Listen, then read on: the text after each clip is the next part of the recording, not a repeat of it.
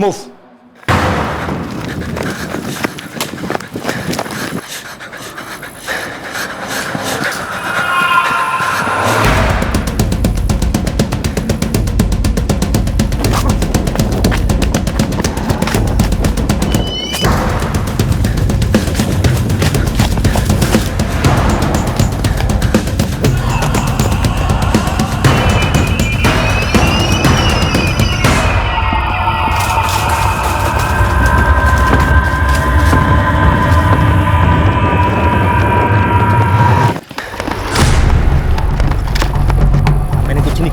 चल थाने में बता दे बेटा तूने क्या किया।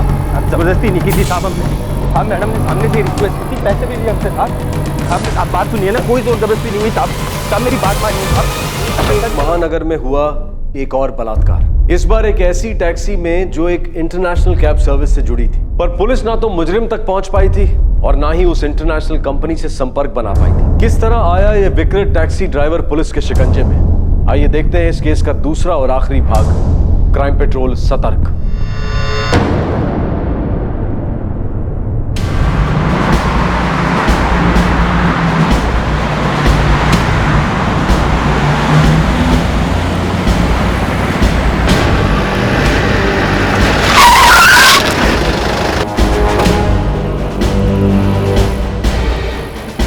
यही गाड़ी है साहब।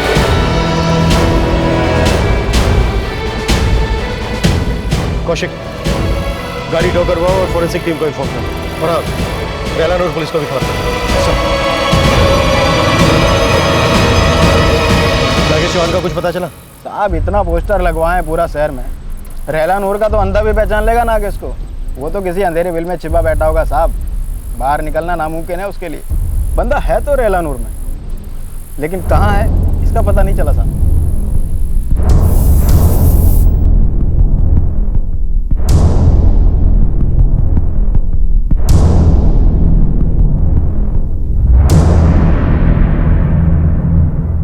सर यही गाड़ी थी सर, और नंबर भी वही है। डेफिनेटली यही गाड़ी थी sir.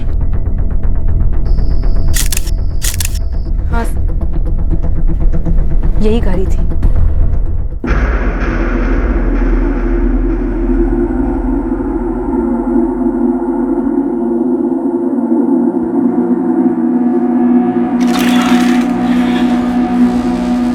Hello sir, I am Rajdeep Kumar, Speedup cab का रीजनल मैनेजर। क्या मैनेज करते हैं? ये काम भी कोई एप्लीकेशन कर लेते हैं? ऐसा बिल्कुल नहीं, हमारे यहाँ हर ड्राइवर की वेरिफिकेशन हो। अब नागेश के केस में भी उसका वेरिफिकेशन सर्टिफिकेट है हमारे पास, जो पुलिस ने इशू किया था। उस करेक्टर वेरिफिकेशन सर्टिफिकेट की वेरिफिकेशन कैसे करते हैं आप?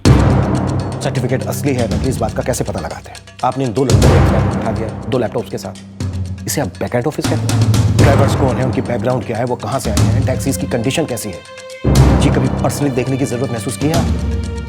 इन टैक्सीज में लोग बैठते हैं मिस्टर कुमार, मेरे और आपके जैसे लोग, हमारे माँ बाप, बीवी, भाई बहनें, बच्चे, ये सब बैठते हैं। मेरी बात समझ रहे हैं ना? Absolutely sir, I agree with you. गलती हुई, बट एक्चुअली एक minor percentage margin of error होता है सर किसी भी बिजनेस में। It's an unfortunate incident, I agree with you sir. ऐसा पहले कभी नहीं हुआ सर। 43 कंट्रीज में हमारी सर्विसेज चलती हैं और लगभग इतनी ही कंट्रीज में आपकी सर्विस बैंड है मिस्टर कुमार। अब इन सब बातों में मैं जाना नहीं चाहता।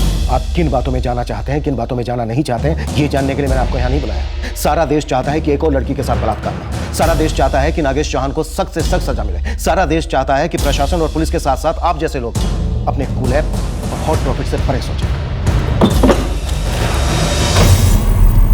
आपका ये ड्राइवर नागेश चौहान, इसने पहले भी आपके एक कस्टमर के साथ बदतमीजी की। इसकी कमाई का एक हिस्सा आपकी कंपनी का प्रॉफिट बनता है मिस्टर कुमार।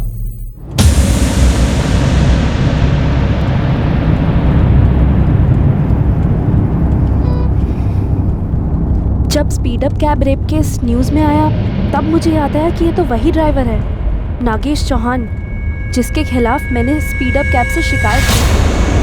मैंने साफ साफ लिखा था कि घर से एयरपोर्ट तक ये आदमी मुझे बड़ी गंदी नज़र से घूर रहा था। I was very uncomfortable. ये कंप्लेन 1 महीना पहले आपकी कंपनी को वाया ईमेल भेजी गई थी मिस्टर कुमार। हमने आपके बैकएंड ऑफिस के सारे रिकॉर्ड्स चेक किए, लेकिन नागेश चौहान के खिलाफ कोई एक्शन नहीं है। उसके 1 महीने के बाद उसने ये रेप किया। अब आप मुझे बताइए मिस्टर राजदीप कुमार, क्या इस रेप के लिए सिर्फ और सिर्फ नागेश चौहान जिम्मेदार है? कि आपकी गैर जिम्मेदारी ने भी उसकी वहशत को बढ़ावा दिया। देखिए सर, हमें ये ईमेल मिला था और हमने ईमेल का रिप्लाई भी दिया था कि हम एक्शन लेंगे। क्या एक्शन लिया? एक्चुअली कहाँ से इनिशिएट हुआ? क्या एक्शन लेने वाला भी कोई एप्लीकेशन नहीं? मुझे अपने हेड ऑफिस में चेक करना होगा। चेक तो आपको नागेश चौहान को करना चाहिए था मिस्टर कुमार, लेकिन आपने उसकी हरकतों को नजरअंदाज किया। आपने उस लेडी के पहले ईमेल पर कोई एक्शन नहीं और दूसरे ईमेल का तो आपने कोई रिप्लाई भी नहीं। मैं ये बात अपने बॉसेस के सामने उठाऊंगा सर। बातें उठाने का वक्त अब निकल चुका है मिस्टर कुमार। अब सरकार और हम मिलकर कदम उठाएंगे। फौरन में बैठे अपने आकाओं से कह दें कि उनका खून चाहे जो भी हो, लेकिन हमारा खून पानी बिल्कुल नहीं।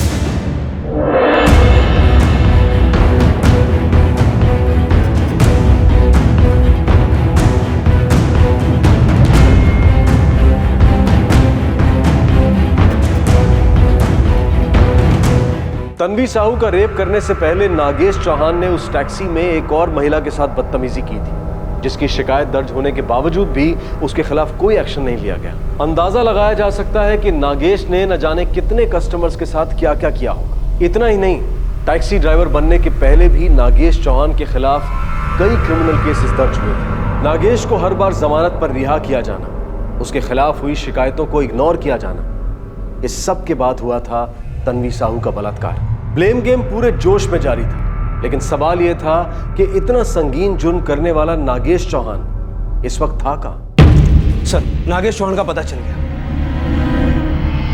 टीम रेडी करो।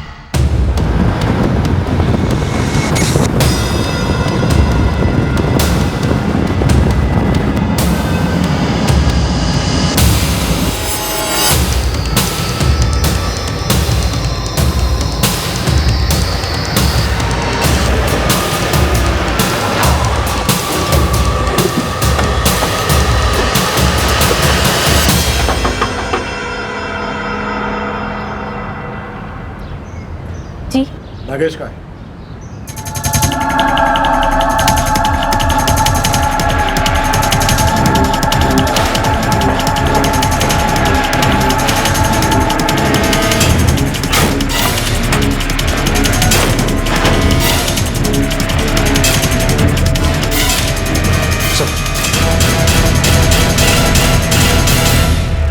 तुम और नागेश कहाँ भागने की तैयारी कर रहे थे? हमें कुछ नहीं मालूम साहब। वो परसों आए थे, बोले कि बक्से बांध लो, हम जा रहे हैं। हमने उससे पूछा भी कि हम कहाँ जा रहे हैं, तो बोले बस जा रहे हैं। हमें इसके अलावा कुछ नहीं मालूम साहब। इस वक्त नागेश कहाँ? परसों जो गए थे वो अभी तक लौटे नहीं है साहब। परसों कहाँ गया? पता नहीं, बस घर से गए थे। वो हमें कभी कुछ नहीं बताते साहब। तुम्हारी जानकारी के लिए मैं तुम्हें बता देता हूँ, तुम्हारा पति फिर एक बार बलात्कार कर चुका है और इस बार वो छूटने वाला नहीं। और तुमने अगर हमसे कुछ भी छुपाने की कोशिश की तो तुम भी जेल जाओगे, वो भी कड़ी सजा होने के बाद। हम पे रहम कीजिए साहब, हमें कुछ नहीं पता वो कहाँ है। साहब वो नागेश चौहान यहीं पास के जंगल में देखा गया है। आज सुबह चाय की टपरी में चाय पी रहा था और पास के जंगल में चला गया। मूव।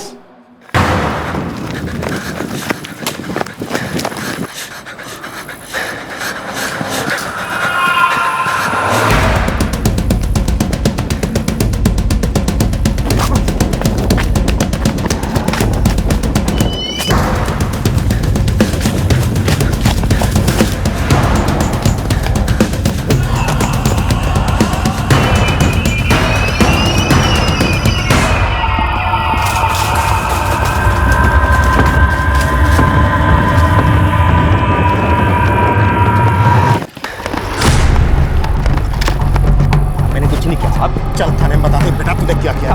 जबरदस्ती नहीं की थी साहब हमने। साहब मैडम ने सामने से रिक्वेस्ट की थी, पैसे भी लिए हमसे साहब। आप बात सुनिए ना, कोई जोर जबरदस्ती नहीं हुई साहब। साहब मेरी बात मानिए साहब, ऐसा कर नहीं रहा साहब। नागेश चौहान कानून से भागते भागते अपना शहर, अपना गांव, अपना घर सब कुछ छोड़कर जंगल में जा छुपा था, लेकिन पकड़े जाने के बावजूद इस आदमी में रत्ती भर का पछतावा नहीं था। ये जितना विकृत था उतना ही ढीठ भी। साहब आप मेरी बात का यकीन क्यों नहीं करते? हाँ मैडम और हमारे बीच में संबंध हुआ गाड़ी में, लेकिन वो उनकी मर्जी से था साहब। पूरे 30,000 रुपए लिए उन्होंने हमसे। 30,000? 30,000 तू कैश लेकर घूमता है साहब? चल बोल। पहले ये बता कि 30,000 तेरे पास आए कहां से? साहब कोई चोरी डकैती नहीं की हमने, मेहनत की कमाई है साहब। रात दिन टैक्सी चला चला कर पैसे इकट्ठा करता हूँ ताकि अपना ये महंगा शौक पाल सकूं। साहब तलब लगती है तो लगती है ना। फिर मैडम ने तो हमें सामने से रिक्वेस्ट कर दी ना साहब, कैसे रोक पाता अपने जज्बात। साहब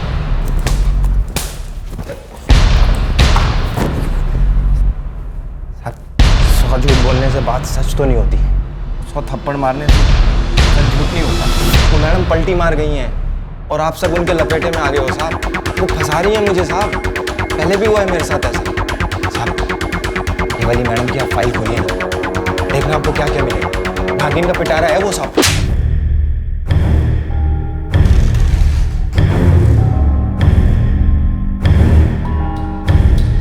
सर ये नागेश चौहान के केस पेपर्स हैं, रजिस्टर्ड केसेस 8 हैं उस्मेर गांव के थाने में। सर जब मैं ये एफआईआर की कॉपीज लेने उसके गांव में गया था तो वहां के लोगों को पता चला कि नागेश पकड़ा गया।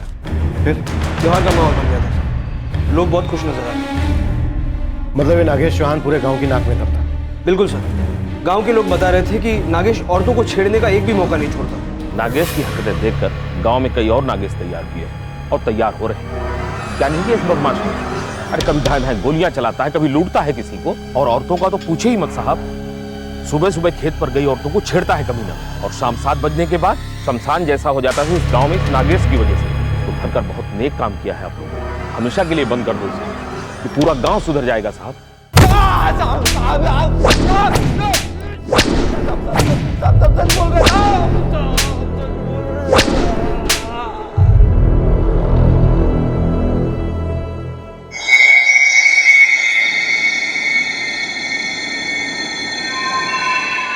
औरत एक नशा है साहब, शराब गांजा भांग से 100 गुना तेज।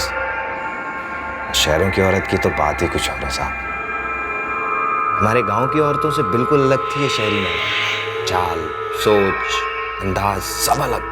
हम जानते थे चुपचाप सहेंगी नहीं, चिल्लाएंगी, दुनिया को इकट्ठा करेंगी। लेकिन वो नशा ही क्या है साहब जिसमें रिस्क ना हो, करंट लगते रहता, दिल दिमाग बदन फड़फड़ाते रहते।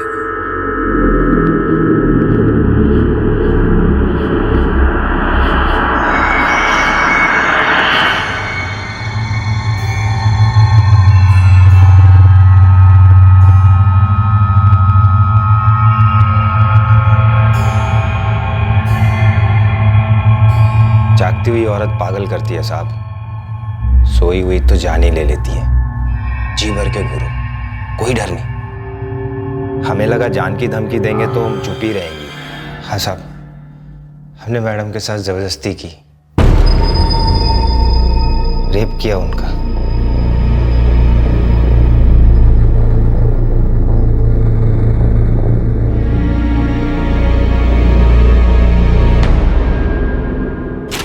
सर नागेश चौहान के वेरिफिकेशन सर्टिफिकेट पर जिस पुलिस ऑफिसर के साइन है मैंने उनसे कांटेक्ट किया।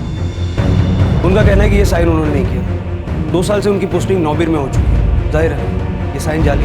इंस्पेक्टर कैट के ऑफिस से जो बाकी के डॉक्यूमेंट्स आने वाले थे उनका क्या हुआ? बार बार बात घुमा रहे हैं सर। नियत ढीली है कौशिक, बड़े बड़े कॉर्पोरेट मुखौटे पहनते हो और उनके पीछे हैं ये लालची भेड़िए। नागेश चौहान में और इनमें कोई खास फर्क नहीं है। बिल्कुल ओरिजिनल नकली है साहब। कहाँ से बनवाया? हड्डी लेके गली में जाओ, इकट्ठे तो अपने आप इकट्ठे होते हैं ना साहब। ऐसे कामों के दलालों की कमी है क्या? ट्रांसपोर्ट ऑफिस में तो किलो के हिसाब से मिलेंगे। पैसा फेंको, झूठ को सच करो, सच को झूठ। आपसे क्या छुपा है साहब? और नकली सर्टिफिकेट का एक असली हिस्सा तो आपकी जेब में भी तो जाता ही होगा।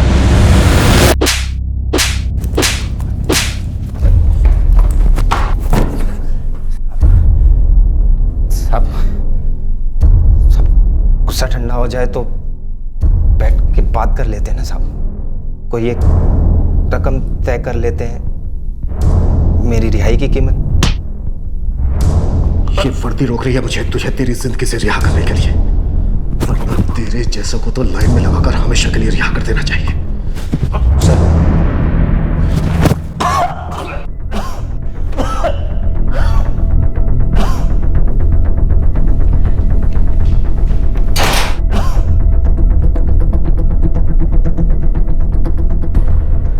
सर वो नकली करेक्टर सर्टिफिकेट बनाने वाले 2 एजेंट्स को हमने फोर्जरी के चार्ज में बुक किया है। और ये कैब कंपनी? इनका कोई असली बैकएंड ऑफिस नहीं है, ना ही इनका कोई कस्टमर सर्विस सेल है, कोई कंप्लेंट डिवीजन भी नहीं है, यहाँ तक सर कि इनका कोई कॉल सेंटर सर्विस भी नहीं है। सर इनका बस एक ऑनलाइन एप्लीकेशन के अलावा और कुछ भी नहीं। तुमने उनके मैनेजर से पूछताछ की? Yes sir, Rajdeep Kumar, regional manager. उसे कुछ पड़ी नहीं है सर। 2 लड़कों को फाइल बनाने के लिए काम पर रखा हुआ। वो दोनों ड्राइवर्स के बेसिक डॉक्यूमेंट इकट्ठा करते हैं। वेरिफिकेशन नाम की किसी चीज़ को जानते ही नहीं है सर। रूल्स के हिसाब से उनकी टैक्सीज में जीपीएस या जीपीआरएस होना चाहिए। हमने दर्जनों टैक्सीज चेक की, एक में भी नहीं था sir. Speed up cab company के खिलाफ भी केस फाइल करो। जी सर। और कुछ? सर नागेश चौहान ने एक वकील किया है, वो आइडेंटिफिकेशन टेस्ट करवाने के लिए मना करा। इन बहशियों के भी मानव अधिकार होते हैं इट्स, लेकिन हम उसका टेंशन नहीं लेंगे। जब हम उसे कोर्ट में पेश करेंगे तभी विक्टिम से आइडेंटिफाई करवाओ। जी सर, यही प्लान है।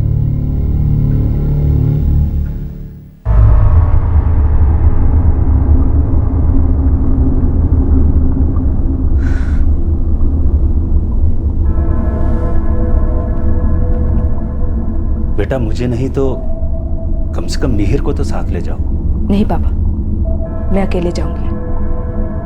आप फिक्र मत कीजिए, ये काम मैं अकेले करना चाहती हूँ।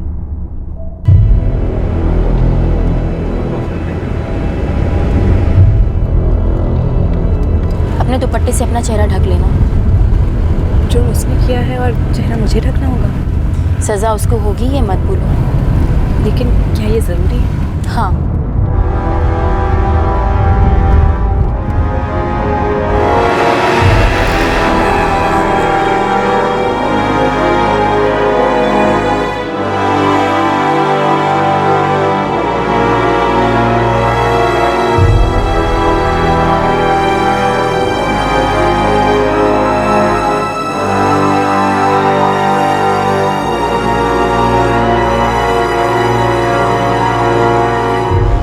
आप रिक्वेस्ट पूरी कीजिए और घर जाइए। नहीं तो आप ही बताइए कैसे मरना पसंद करेंगी। हमारे बीच जो हुआ वो हमारे बीच है, कोई तीसरा जानेगा ना तो मुझे बुरा लगेगा, मुझे बुरा लगेगा तो फिर तुम्हारे साथ बुरा होगा।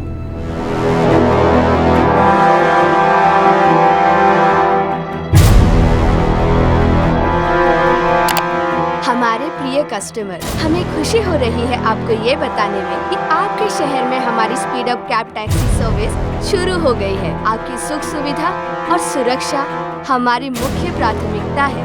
आशा करते हैं आप हमें जल्द सेवा का मौका देंगे। आपकी स्पीड अप कैब टीम। इस केस का ट्रायल इस वक्त जारी है, रोज सुनवाई हो रही है। नागेश चौहान के खिलाफ चार्जेस फ्रेम हो चुके हैं। इस केस की सुनवाई के दौरान एक और चौंकाने वाली बात सामने आई कि नागेश के पास पब्लिक सर्विस व्हीकल बैच भी नहीं था, जो कि किसी भी पब्लिक ट्रांसपोर्ट ड्राइवर के लिए कंपलसरी होता है। इसके बावजूद स्पीड अप कैब ने उसे ड्राइवर के जॉब के लिए नौकरी पर रखा। हम ये बात स्पष्ट करना चाहते हैं कि हम प्राइवेट टैक्सी सर्विस इंडस्ट्री पर पाबंदी लगाने की हिमायत बिल्कुल नहीं कर रहे हैं। आज हर शहर और कस्बे में प्राइवेट टैक्सीज हमारे ट्रांसपोर्ट का एक अहम हिस्सा बन चुकी हैं। लेकिन क्या उन कंपनीज के खिलाफ सख्त से सख्त कार्रवाई की जा सकती है जो बेसिक से बेसिक रूल्स भी वायलेट करते हैं? जब हम किसी टैक्सी में बैठते हैं तो हमारी जान माल की जिम्मेदारी उस टैक्सी, उसके ड्राइवर और उस कंपनी की होती है जो हमें ये सर्विस प्रोवाइड करती है। ये कोई ऑनलाइन शॉपिंग नहीं है जहां अगर प्रोडक्ट पसंद नहीं आया तो उसे 30 दिनों के अंदर वापस किया जा सकता है। हम बात कर रहे हैं जिंदगी की, गरिमा की। इसमें गुड्स रिटर्न या मनी बैक का सवाल ही पैदा नहीं होता। हम ये भी स्पष्ट करना चाहते हैं कि हम ऑनलाइन ट्रांजैक्शन सिस्टम के बिल्कुल खिलाफ नहीं हैं। ऐप्स काफी सुविधाजनक होते हैं और ऑनलाइन पेमेंट्स और ट्रांजैक्शन चीजों को आसान बना देते हैं। लेकिन जब तक किसी ऑनलाइन कंपनी का कंप्लेंट सेल नहीं, एड्रेस नहीं, फोन नंबर नहीं, तो कस्टमर्स को सतर्क होना ही चाहिए। हमारा आज का ये केस यहीं समाप्त होता है, लेकिन आज के इस एपिसोड में हम अपना दूसरा केस शुरू कर रहे हैं और इस केस में भी एक टैक्सी शामिल है।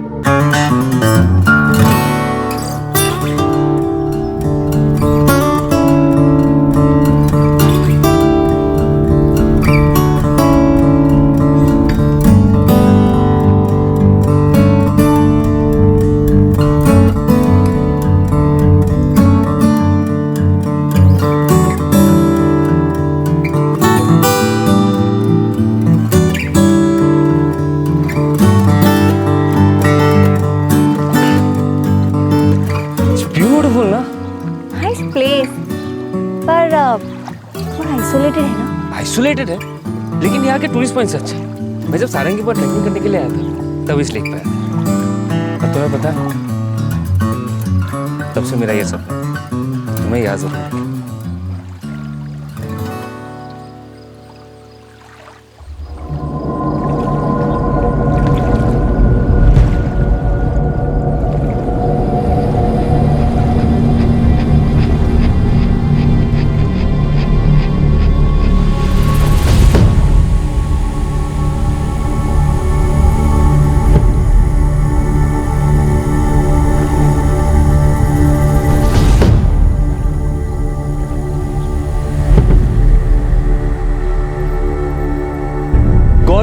ट्रैकिंग के लिए तारदुर्ग हिल स्टेशन पहले कई बार आ चुका था। गौरव का सपना था कि वो अपनी गर्लफ्रेंड को सारंगी पॉइंट के पास वाली लेक पर जरूर लेकर आएगा। जब रुचिका सेन उसकी गर्लफ्रेंड बनी तो गौरव का सपना पूरा हुआ। गौरव और रुचिका एक दूसरे में खोए हुए थे। वो उस खतरे को देख नहीं पाए जो उनके लिए घात लगाकर बैठा था।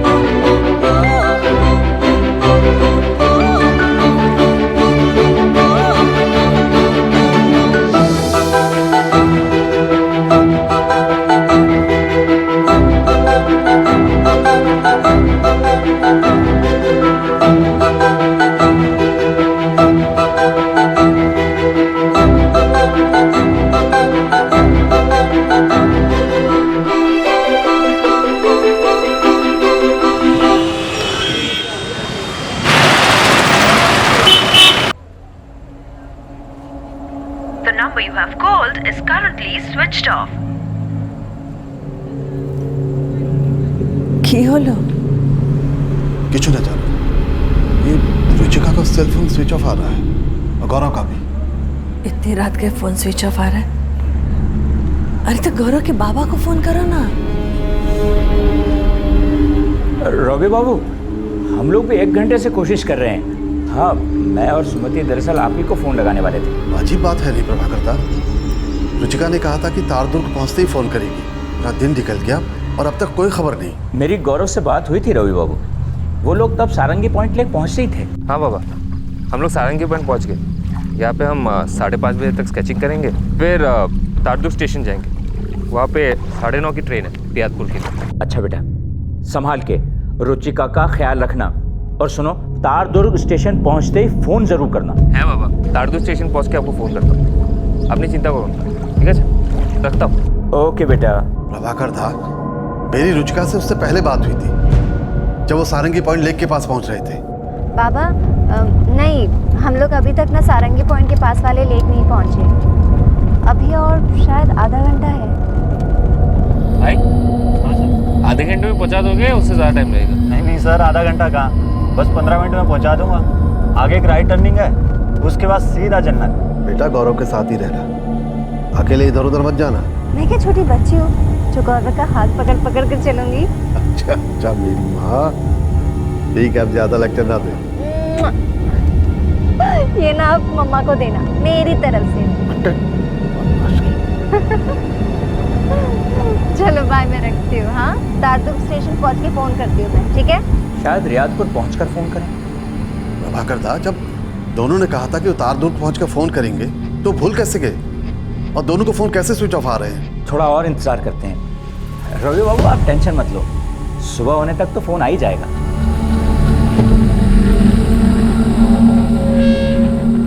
सुबह तक वेट करने को कह रहे हैं। गौरव और रुचिका दोनों का परिवार तारदुर्ग से कुछ 1500 किलोमीटर दूर पाकिरगढ़ सिटी में रात भर सोया नहीं। सुबह आई, दोपहर हुई, शाम आई, लेकिन उनके बच्चों की कोई खबर नहीं आई। गौरव और रुचिका के सेल फोन्स एकदम खामोश पड़ गए थे। तारदुर्ग से दोनों कहीं जाने वाले थे? हो सकता है कि लास्ट मिनट में कोई प्लान में बदलाव आ गया हो। अगर प्लान में कोई भी बदलाव आता तो मेरी बेटी रुचिका फोन जरूर करती। वो दिन में रोज 2 बार फोन करती है मुझे। गौरव मुझे फोन करता सर। हमें तो लगता है कि कोई सीरियस प्रॉब्लम हो गई, वरना ऐसा हो ही नहीं सकता कि वो हमें कांटेक्ट ना करे। आपने रियादपुर में उनके घर फोन किया था? जी किया था, 2-3 बार किया था। मकान वाली से बात हुई हमारी। जी लौटे नहीं अभी। ओ जी वहीं से आ रहा हूँ मैं, फ्लैट पे ताला लगा हुआ है। उनके पड़ोसी है ना भल्ला साहब, मेरी उनसे ही बात हुई है। वो कह रहे पहुंचे नहीं है वापस दोनों। देखिए रॉय बाबू और सेन बाबू, मैं यहाँ अभी एक डायरी एंट्री कर सकता हूँ। बाकी मिसिंग कंप्लेन तो सिर्फ रियादपुर में ही दर्ज हो सकती है, क्योंकि आपके बच्चे रहते तो वहीं है ना।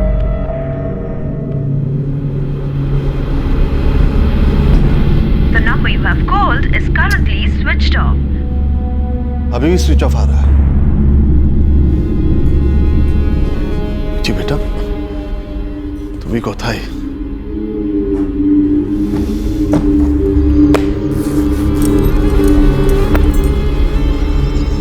सुनो जी, ऐसा कभी नहीं हुआ कि गौरव हम लोगों को फोन ना करे।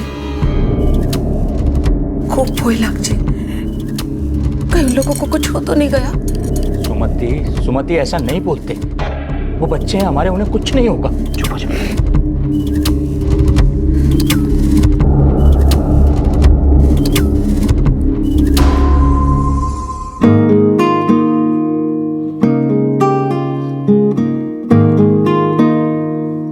ये पेंटिंग तुम दुर्गा पूजा कंपटीशन में एंटर करने वाले हो?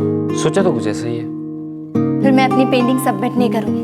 अरे ये तो फाटाफाटी है, फर्स्ट प्राइज ही मारेगा। तो फिर मैं भी इसे सबमिट नहीं करता। क्यों? ये मैं अपने घर पे सजा कर रखूंगा। जब मेरी शादी होगी तब मैं इसे अपनी बीवी को गिफ्ट करूंगा as a wedding gift. Romantic हाँ? ऐसे जो लड़की तुमसे शादी करेगी ना, वो तो बहुत लकी होगी। वैसे तुम करोगे?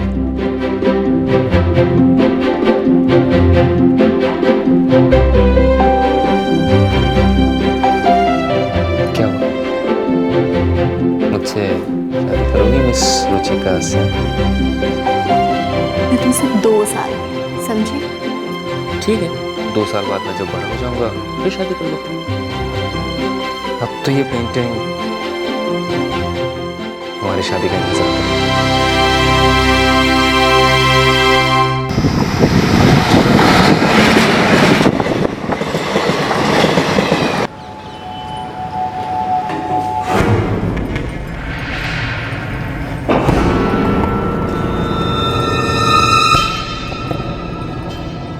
बैठिए। मिस्टर रॉय, मिस्टर सेन, हमें पाकिरगढ़ से आई डायरी एंट्रीज मिली।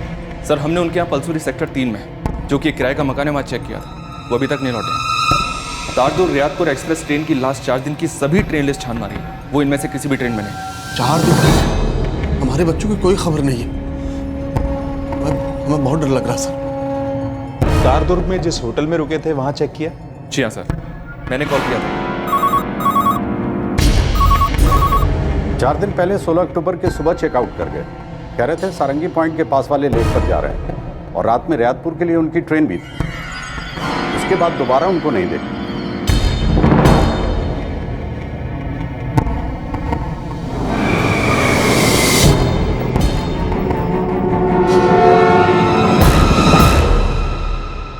सर उन लोगों ने सारंगी पॉइंट लेक जाने के लिए होटल के थ्रू एक एजेंसी से टूरिस्ट टैक्सी हायर की थी। जी सर, हमारे रेगुलर टूर्स एंड ट्रेवल्स का नंबर मांग रहे थे, मैंने दे दिया। हो सकता है उनसे ही टैक्सी मंगाई। मैं एजेंसी के मैनेजर को बोलता हूँ कि वो आपसे फोन पर बात कर ले। उस ट्रैवल एजेंसी के मैनेजर से मैंने बात किया सर, वो ड्राइवर की डिटेल्स के साथ कल तक गेट बैक करेंगे। मिस्टर रॉय, मिस्टर सिंह, आप हमें 1 दिन की मोहलत दीजिए। हम गौरव और रुचिका के फोन रिकॉर्ड्स को मंगवाकर उनकी वो आखिरी लोकेशन ट्रैक डाउन करेंगे, जिसके बाद से वो लगातार स्विच्ड ऑफ मोड में रहेंगे।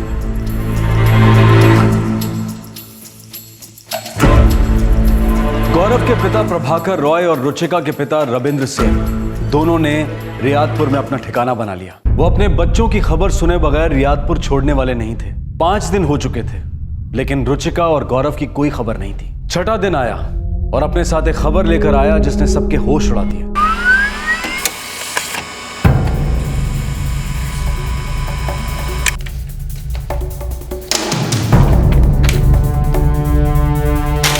सर, ये गौरव और रुचिका के फोन रिकॉर्ड्स हैं।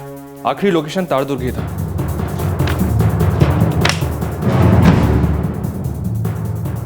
समझो वो अभी तारदुर्ग में ही है। सोचा होगा कुछ दिन और रुक लेते हैं, कुछ जगह और देख लेते हैं, लेकिन फोन स्विच ऑफ क्यों करेंगे? सर, तारदुर्ग पुलिस ने टूरिस्ट टैक्सी के ड्राइवर को ट्रैक कर लिया है।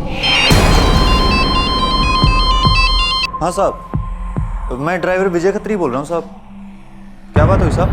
कोरावल पुलिस स्टेशन आ जाओ। आ जाता हूँ साहब, पर आप बुला क्यों रहे हैं साहब? तेरे घर आके बताऊं तुझे क्यों बुला रहे हैं? गाड़ी भिजवाऊं तेरे लिए? नहीं साहब, ऐसी तो कोई बात नहीं है साहब। दरअसल ना बात ऐसी है ना वैसी है विजय खत्री, सीरियस मामला है, फटाफट आ जा। ठीक है साहब, बस मैं पहुंचा समझो साहब। विजय खत्री, 16 अक्टूबर को तुमने होटल शिखर रत्न से गौरव रॉय और रुचिका सेन को पिकअप किया था। एक जवान कपल था। हाँ साहब, किया ना।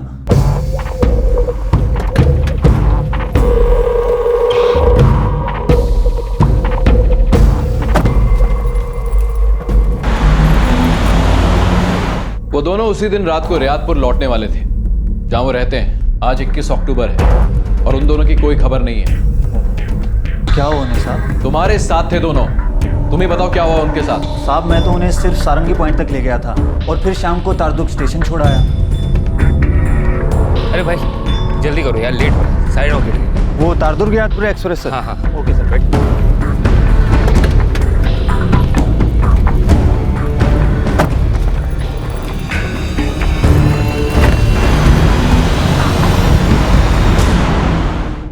लेफ्ट राइट करते हुए करीब 9:10 को हम तारदुर्ग स्टेशन पहुंचे साहब। 9:30 की उनकी ट्रेन थी।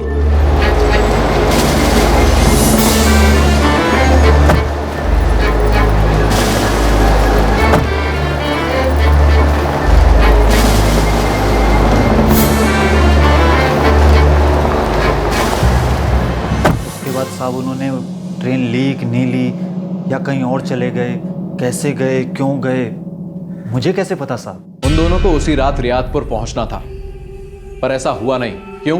एक तो सच में मुझे ये समझ नहीं आ रहा कि आप मुझसे ये सब कुछ क्यों पूछ रहे हो। देखो साहब, मैं टैक्सी चलाता हूँ, रोज यहाँ नए नए टूरिस्ट आते हैं। हम उन्हें जो डील होती है उस हिसाब से घुमाते हैं, फलानी जगह से फलानी जगह ले जाते हैं, बस। इसके अलावा हमारा उन लोगों से कोई लेना देना नहीं होता साहब। जवान लड़का लड़की थे साहब। ऊपर वाले से यही दुआ करता हूँ कि जो भी मामला हो ठीक से सुलझ जाए।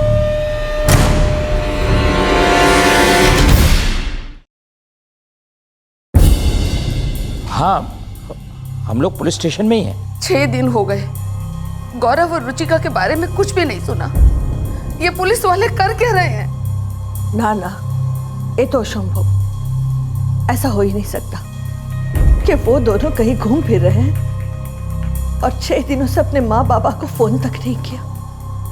मिस्टर सेन, मिस्टर रॉय, करता हूँ। आप लोग अंदर आइए प्लीज। चारू, मैं तुमसे बाद में बात करता हूँ। इंस्पेक्टर साहब ने अंदर बुलाया, शायद कोई खबर है। रियादपुर पुलिस ने टूरिस्ट टैक्सी ड्राइवर से बातचीत की और उसने बताया कि वो उन्हें सारंगी पॉइंट लेक से तारदुर्ग रेलवे स्टेशन ले गया था और वो वहाँ टाइम पर पहुँचे थे। गाड़ी छूटने का सवाल ही नहीं उठता है। लेकिन मेरा आप लोगों से एक सवाल है, क्या गौरव और रुचिका ने जानबूझकर ट्रेन छोड़ दी होगी? क्या मतलब क्या है आपका? क्या गौरव और रुचिका के रिश्ते को लेकर आप लोगों में कोई अनबन? कैसी अनबन इंस्पेक्टर साहब? रोबी बाबू हमारे मोहल्ले में रहते हैं, हमें दोस्ती समझिए। हमारे बच्चे एक दूसरे को पसंद करते हैं। दोनों ने ग्रेजुएशन किया है रियादपुर आर्ट इंस्टीट्यूट से और दोनों के पास बहुत अच्छे जॉब हैं और वो जल्दी शादी करने वाले थे, हम सबकी रजामंदी से।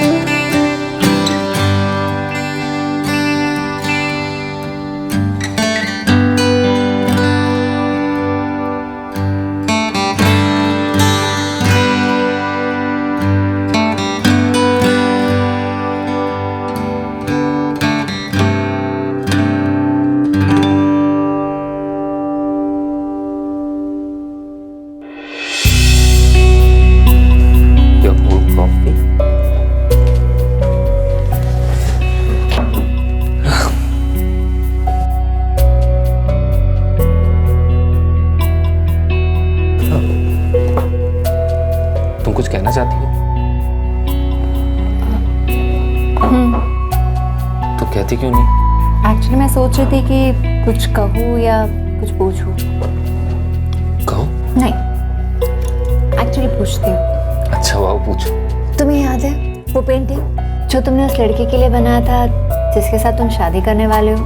हाँ, है एक लड़की, रुचिका सेन है उसका नाम। एकदम फाटाफाटी लड़की है। तो तुमने उसे शादी के लिए प्रपोज किया? क्या जवाब दिया उसने? क्या है ना, मैं उस लड़की को दिल से प्यार करता हूँ। अगर वो शादी के लिए इनकार भी कर दे तो वो पेंटिंग उसके लिए हमेशा इंतजार करेगा। तो जाके कह दो उस पेंटिंग से और इंतजार ना करें।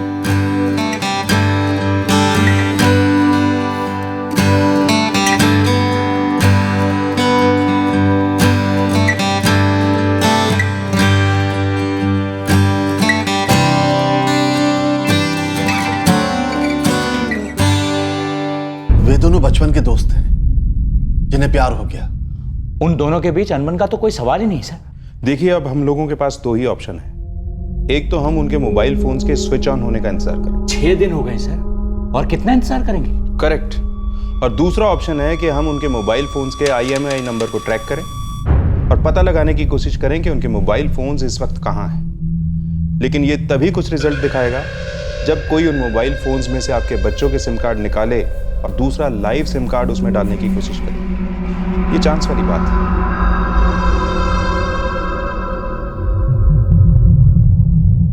जब किसी के बच्चे गायब हो जाएं, तो चांस का हर तिनका मायने रखता है। रॉय और सेन परिवार चांस के इस तिनके को ऐसे पकड़े हुए थे जैसे कोई मझधार में लकड़ी के टुकड़े को पकड़ता है। एक ही तरीका था उनके लिए ये जानने का कि आखिर उनके बच्चों के साथ हुआ क्या है। अगर उनके बच्चों के फोन्स कोई तीसरा इस्तेमाल कर रहा है तो क्या मतलब बनता है इसका?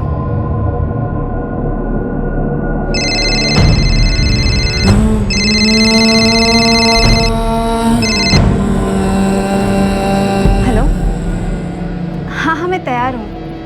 10 मिनट में क्लॉक टावर पर पहुँच जाऊँगी। हाँ ठीक, बाय।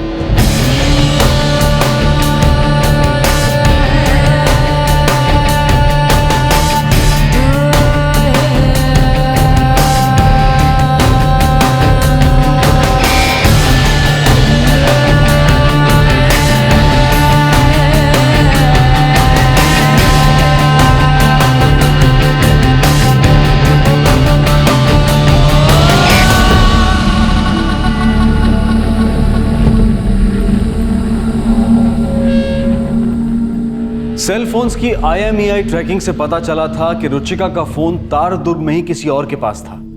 रुचिका और गौरव 6 दिन से गायब थे। ये एक डरावना ख्याल था। ये चांद से इंफॉर्मेशन इस बात की तरफ इशारा कर रही थी कि रुचिका और गौरव के साथ कुछ गलत हुआ होगा। रुचिका और गौरव के साथ क्या, कहां और क्यों हुआ होगा, इसका खुलासा हम करेंगे कल रात 11 बजे इस केस के दूसरे और आखिरी भाग में। आपसे फिर मुलाकात होगी क्राइम पेट्रोल सतर्क में।